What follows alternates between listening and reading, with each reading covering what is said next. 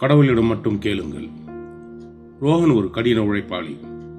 அவன் ஒரு சிறிய நகரத்திலிருந்து மற்றொரு நகரத்திற்கு வந்திருந்தான். அவன் அதிக நேரம் வேலை செய்தான். ஆனால் அவனது சம்பளம் போதுமானதாக இல்லை. ஒரு மாலை நேரத்தில் அவன் தனது வாடகை அறையில் தனியாக அமர்ந்திருந்தான்.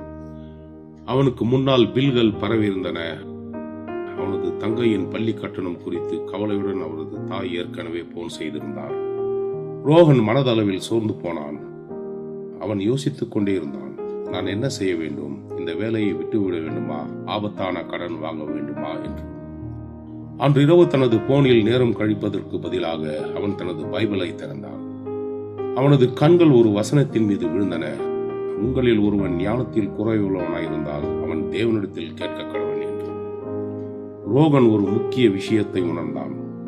அவன் தனது சூழ்நிலைமை மாற்றும்படி கடவுளிடம் கேட்டுக் கொண்டிருந்தான். ஆனால் தனக்கு ஞானத்தை தரும்படி அவன் ஒருபோதும் கடவுளிடம் கேட்டதில்லை. அவன் கண்களை மூடி எளிமையாக வேண்டிக் கொண்டான். ஆண்டவரே, எனக்கு சரியான வழி தெரியவில்லை, தயவு செய்து எனக்கு ஞானத்தை தந்தருளும் என்று. அன்று இரவு வியக்கத்தக்கதாக எதுவும் நடக்கவில்லை. ஆனால் அடுத்த நாள் அவனது சிந்தனை தெளிவாக இருந்தது. அவன் தனது மேலாளரிடம் ஒரு புதிய திறமையை கற்றுக்கொள்வதை பற்றி நம்பிக்கையுடன் பேசினான்.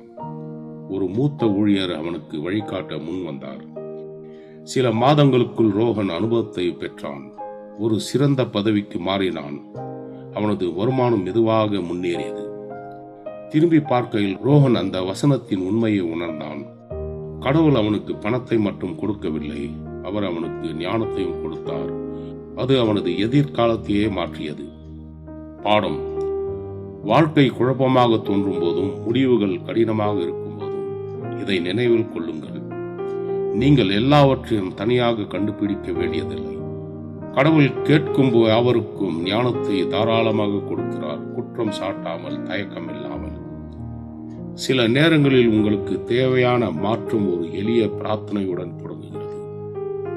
உங்களில் ஒருவன் ஞானத்தில் குறைவுள்ளவனாயிருந்தால் யாவருக்கும் சம்பூர்ணமாய் கொடுக்கிறவனும் ஒருவரையும் கடிந்து கொள்ளாதவரும் ஆகிய தேவனிடத்தில் கேட்க கடவன், அப்பொழுது அவனுக்கு கொடுக்கப்படும்.